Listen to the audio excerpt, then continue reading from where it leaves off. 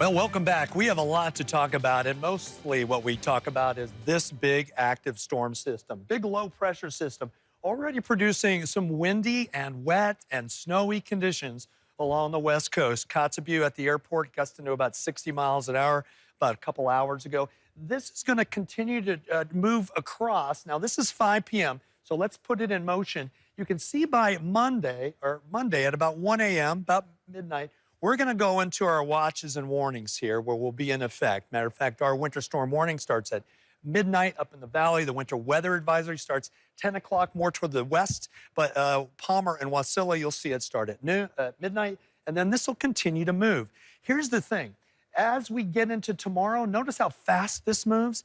That is going to be the make it or break it for how much snow we get. Right now, it looks like this is a fast-moving system and its associated front. So the snow totals may be a little bit less than is projected. So as this moves through, notice by 1 o'clock, this all clears out. I actually think we'll see a little bit of sunshine tomorrow afternoon. Then Tuesday, we get a little bit of a break. But then as we get into Wednesday, another storm makes its way into our area, producing some moisture as well. So very active beginning to our week, and that's what we're expecting. Snow totals, this is the latest model data. And notice it's a little bit less than what the watches and warnings are predicting, but certainly we need to be prepared. If this stalls at all, we will get those totals that we were talking about, 5 to 9 inches, maybe 12 inches on the in the mountainous areas. We'll still get the winds behind this, especially for the blizzard warning that's in effect for midday tomorrow all the way till about 3 o'clock. Again, snow, I expect this to be a short storm, and that means we'll see snow starting overnight with the highest amounts, falling amounts, probably around 9 or 10 o'clock, and I expect it to cut off right around noon, if not before that, as this is moving fairly rapidly. So let's look at the forecast for the rest of the state. We're going to see some of that affect Skagway, Yakutat, and Haines, but otherwise Petersburg and Ketchikan looking at some sunshine tomorrow.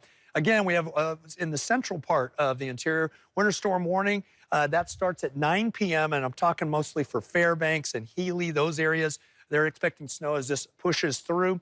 On the North Slope, there is a winter weather advisory. It starts at 6 p.m., goes to 6 a.m. tomorrow. That's for blowing snow again, especially in Utiavik and Wainwright, and at Tuvik Pass, we'll see some snow too. Western Alaska, they're already in a winter storm warning and also a high surf advisory. That's effective now as this is pushing inland, and you can see the winds, especially for Nome. Most of them are gusting or even higher than 25 miles an hour. As I mentioned in Kotzebue, they saw a gust to 60, but this is, again, the forecast for tomorrow, not tonight. So much stronger winds as this onslaught of moisture moves in. We'll see mostly cloudy skies throughout much of the Aleutian chain. 35-mile-an-hour gust to Dillingham as that front pushes through them.